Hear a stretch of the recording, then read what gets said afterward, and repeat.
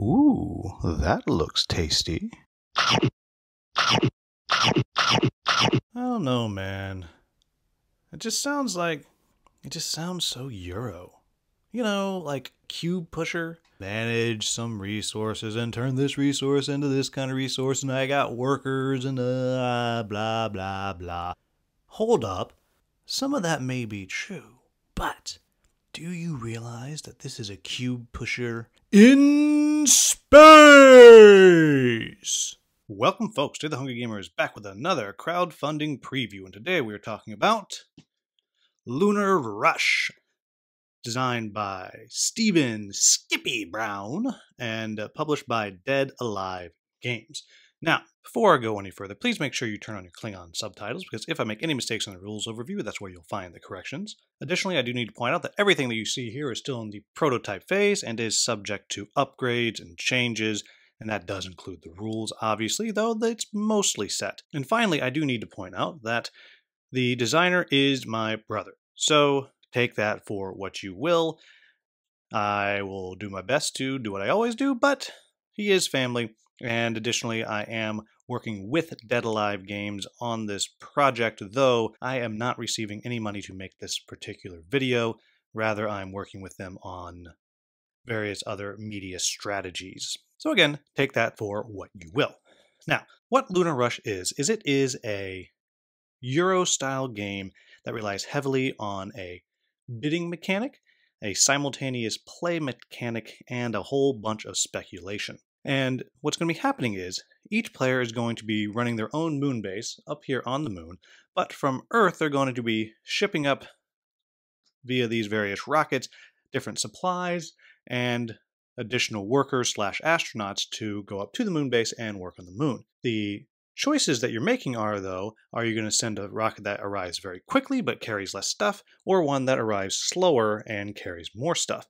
Then when you're on the moon, you're going to be making a whole bunch of stuff that can only be made on the moon, as you can see right here. And then you'll be sending rockets back down from the moon to sell the various goods at the market. And again, you have to choose, are you going to send very quickly to get to market first to get the high price, or slower and send more things, though potentially get a lower price. Now, if you are not interested in how this game is played and just want to jump into my final thoughts, then you want to go to the timestamp on the screen right now. For those of us still here, let's talk about how this game is going to be played. Now, the first thing that's going to happen each round is you're going to have your bidding phase. And what will happen is each player has their own set of cards, bidding cards, that are labeled 1 through 5. And then each player will simply place their bid out, all done at the same time and done blindly, as it were. And then we flip them over and we see who has made the highest bid. In this case, we would be like this. Now, what you're actually bidding here are your victory points. And everyone starts the game with 25 points. So for the privilege of making the first bid, red has spent 5 victory points. While to go second, blue's only spent 2, and to pick last, green has only bid 1. So then everyone would pay their bids, and then red would get the first choice. Now red can choose either an up route or a down route. It is completely up to them. I will note that this slightly faded out one is only used in the 4-player game, and in a 2-player game there's an additional step of closing extra routes, though there's also an option of running an AI, and I'll show you very quickly at the end of this how the AI works. And so for the sake of argument, we'll just say that red's decided that they want the medium route up, and then blue gets to pick. Blue is going to decide it wants to go ahead and take the fast route down to start, and then red is going to take the slow route up. Then then green is going to take the slow route up, and then we cycle back around again, and red gets to make a choice again. Now, red has a choice. It can either take a second up, or it can claim one of these downs. In this case, we'll just assume that red's going to be greedy and take 2 ups. Then blue winds up getting 2 downs. It'll take this one right here, and then green gets what is left over. Then, once all the bidding's done, you get to load up your ships going up. Now, the fast route is only going to be able to have 2 items on it, and that could be 2 workers, though I will point out that the only ship you can put 2 workers on is the fast route, the idea being you're really kind of cramped in there, but you're willing to be cramped into the middle seat if you're just taking an hour-long flight from San Francisco to LA. But You're not so much willing to be cramped in and uncomfortable if you're taking a 6-hour flight or a 12-hour flight. But you get to place up to 2 things down there, and your choices are the technology, heavy machinery, or habitation parts. Now these are bigger because they count as 2 spaces. So I'll just go ahead and load up some ships real quick, like so. Then we move the ships. So this one right here will arrive right away, and then red's going to have another worker and a technology cube. And we'll talk about how that stuff works in just a minute, though for now I'm just going to put it back in the supply. This one here would move to there, and this one here would move to there, until you'll see each round these will move closer and closer, and then eventually they'll arrive on the moon. Then we're going to move into the moon phase. And in the moon phase, you're going to do a couple of different things. The first thing that's going to happen is each player is going to have the option to buy gold modules.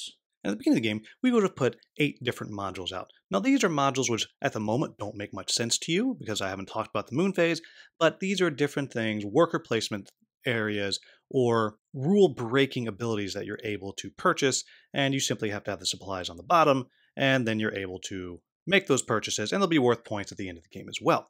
And you're going to buy these in reverse order of who is winning the game. Then you're going to move into the core of the game, which is the moon phase, build and produce phase. And each player is going to have their own moon base, you see right here. And you start the game with 3 workers, but as I said, you can send them up via rocket. And as in any worker placement game, you'll be placing them out and gaining whatever the resources are. In this case, some life support down here, and some energy down there, which is tracked at the bottom. However, you're also going to be able to build new modules. And so you'll see right here, I have this Lunarium refinery. Well, that's a brand new thing, so I could build that over here, which would allow me to make the moon metal, or I could upgrade the things that I already have. So I could upgrade this right here, this shard mine, which will cost me a habitation part and a technology.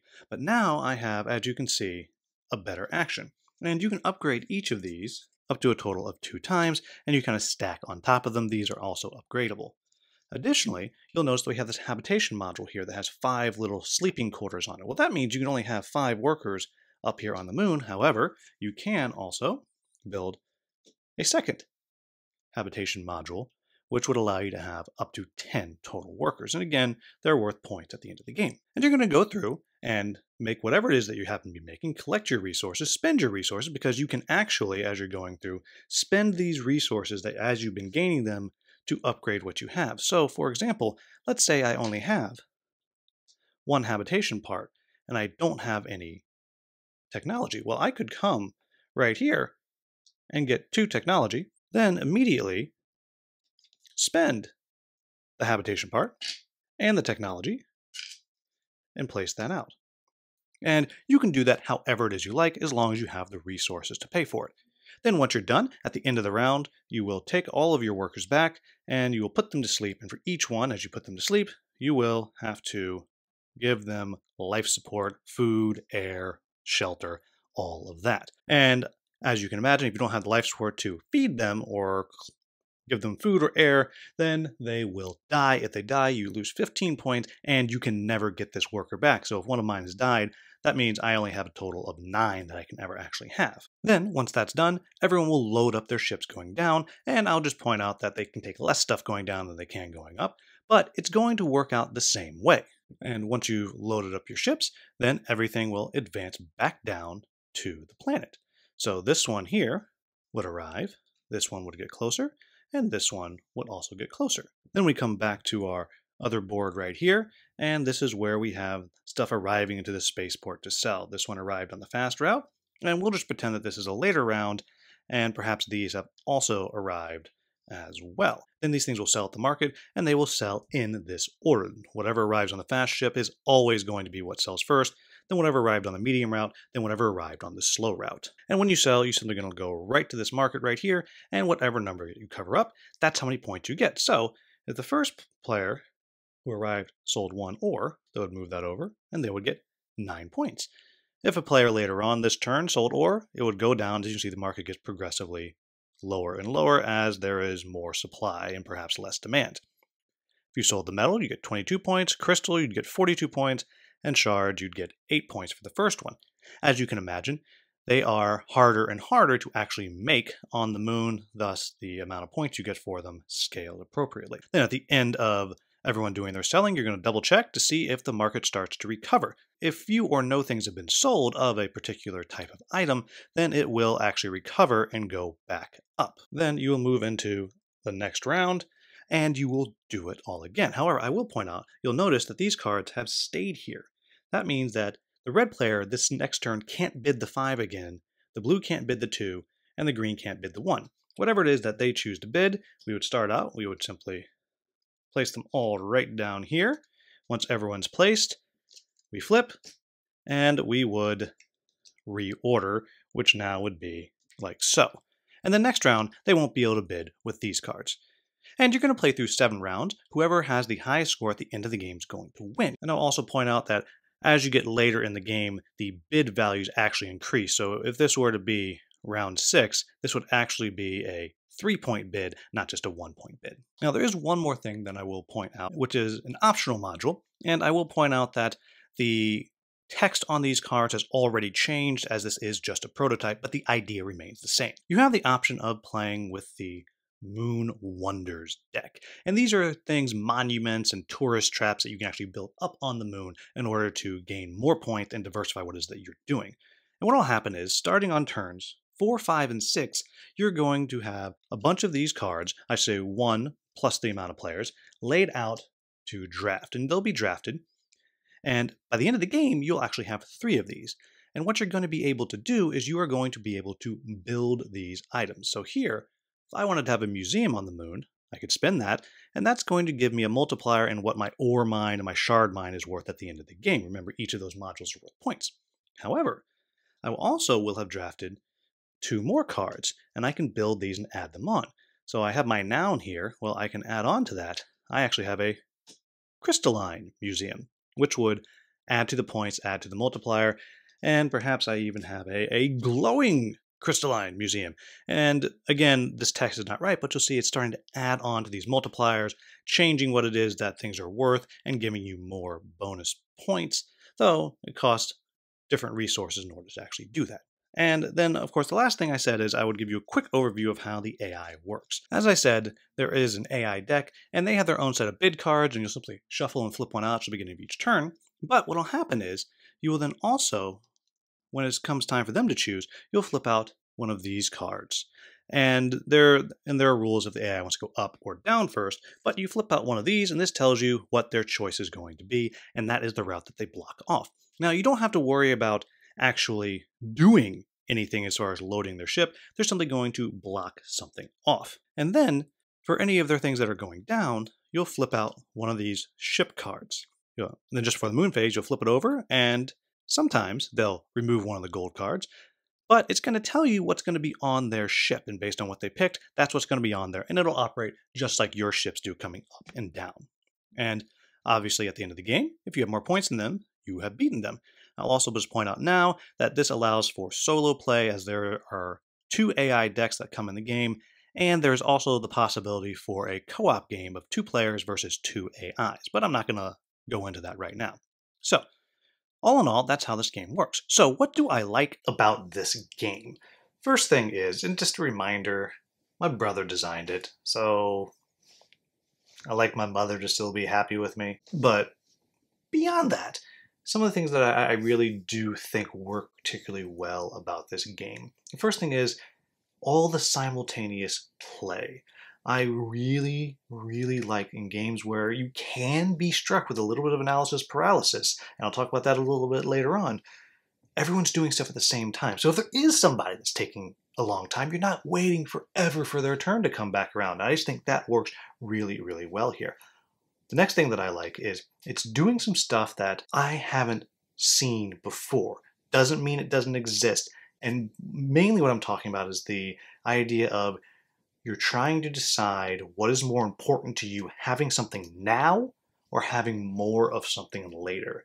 Is it better to sell a whole bunch of stuff later, or to be the first one to hit the market now to get the better price and maybe tank your opponent's price at the same time? And that is a fun mechanic, and I really enjoy that. And yes, there's a little bit of that kind of stuff when you think about Sulkin or something like that, where it's, kind of time released. but I haven't seen it done this way. Along with that, I think the bidding system works particularly well because bidding is not a thing that I usually like in games. And I even talked about this with Don Baggett on one of the Boards and Brews. I usually don't like it because someone winds up just getting screwed. You spend your money or you spend your resources and you get nothing. And in this game, it's particularly dangerous because you are spending your victory points to do this. But everyone's going to get something in the end. So there is actually value to being the low bidder in some cases. And I think it's just a very fun part of the game. And again, all simultaneous, so it's happening very quickly. Next is talking a little bit more about the simultaneous play, and particularly that is the moon base as you're building it up. I really do like the way that you are upgrading your moon base. Yes, there's the whole bit about, oh, what do I want to send up? Some of the tech cubes or the heavy machinery, i.e. red or blue cubes. Do I want to send those up or just want to make them on the moon? Yeah, that is an interesting choice you have to make, but what I think is particularly interesting is as you decide what it is you actually want to do on the moon. Because there's a lot of modules that you can use to upgrade, but you cannot do them all. It is, I don't know if it's literally not possible. What I'm going to say is literally not possible to build them all. And so you have to make a choice. What do you want to focus on? And for that, you're starting to get a little bit of interaction because now you have to pay attention to what the other players are doing. Do you want to compete with that goober across the table trying to make metal? Or do you want to go off on your own and be the one that's just going to make shards and ore and just be Walmart and flood the market? They're both valid choices. In fact, I've won doing all of these different things. So there's a little bit of interaction there. However, you have the ability to get even more interaction when you start putting in the gold card modules. Those are out there. Now you're competing for those cards. You got to be able to get them first before someone else takes them. And it's another level of strategy, and I really enjoy that. However, what works the best for me is the kind of mini expansion module, the Moon Wonders, because this is going to answer what one of my quibbles is later on. What this does is it forces you to diversify in the later game. And that to me is exactly what I'm looking for, because you can just fall into a rhythm of this is what I'm going to do each turn. Now you can win without building the wonders, but they're worth a lot of points. There's a lot of value there. And usually you're not going to be able to just use the stuff you're already good at making to build it. So it's really, really a great kind of late game shift that is being thrown at you. And I really love the wonders. I think it's just awesome. And then the last thing I'm going to single out here is I really do like that it is fast. And my key example of this being a fast game is I played a 3-person game where one person had to be taught the game, and we didn't use the Moon Wonders in that game, but 3-person game, or maybe it was even a 4-person game, I don't remember, on TTS, which we all know is slower. Someone had to learn the game, and we still were done in 90 minutes. This game is fast. You're going to be playing this game in under an hour once people know what you're doing, even at max player count, and that to me is killer. And also, I guess I'd be remiss if I didn't point out that this could be a small box game. Now, I don't know how big this box is going to get, but right now, it fits in this. Like, this is a small box. So I'm sure it's going to be a little bit bigger as more stuff gets put in there, but it's also a small box game. And that, I mean, look at this mess. Small box. That's really, really good. So what are my quibbles with the game? The first thing is I already alluded to. I think for some players, you're going to find that if you're not adding in the Moon Wonders, there's going to be times where you're going to feel like you're going to fall into a rut.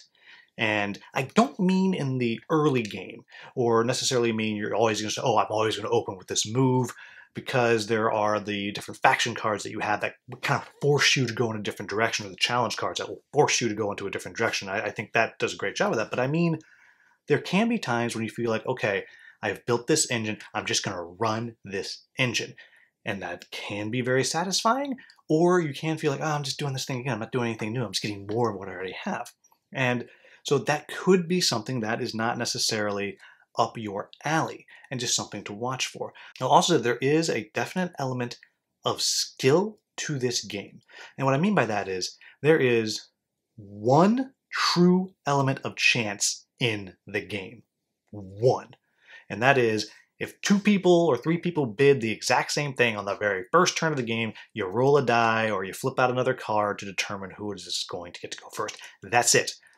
You could argue that the Moon Wonders and the drafting of the Moon Wonders has a little bit of chance in it, fair enough, but it's an almost no-luck game, so that means someone who's played a lot is going to have an advantage. Yes, again, there are challenge cards, but it's just something to keep an eye on, that there's a good chance the first few times you play, there's going to be a little bit of a learning curve. Again, yes, there's the beginner card that absolutely helps with that, and yes, there's a challenge card. You can put those two together, and yes, it absolutely does help with that, but you need those in the game, and that is something to be aware of. Also, even all things being equal, this is a game with almost no randomness. Again, just something to be aware of. And then the other quibble that I'll toss out there is, this is like the most Euro of Euros.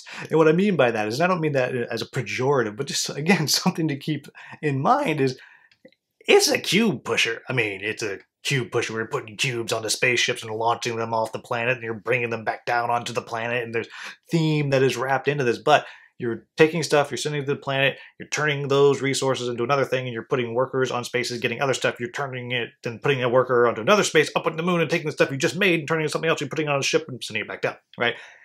It's a Euro. And I know a lot of people who watch my stuff, they watch this because they're interested in the dungeon crawls and the dice chucking, and that's not what this thing is. And then I guess the last thing that I should point out is, I'm getting paid to help market this game. So you really do have to take all of that into consideration as you listen to what my things I like about the game, what my quibbles are. Yes, I am working with Dead Alive Games. I have not received any money for this video. I was not paid to make a preview video. I've been hired to help them find other content creators who will do free previews and a little bit of paid content and help out at the conventions and stuff. But I am technically working with Dead Alive Games on this, and it is my brother's design. So all of that, take that for what you will. But there you have it, folks.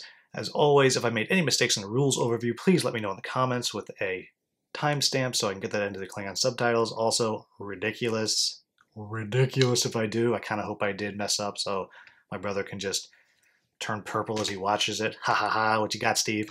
But again, this is a game that if you like Euro games, if you like simultaneous play, if you like the resource management and worker placement and asymmetric player board and all of that, then this is one that you really honestly should be checking out. So there you have it, folks. That is Lunar Rush. As always, if you found this video useful, please like, subscribe, and share. Thank you so much for watching. Have a wonderful, wonderful day.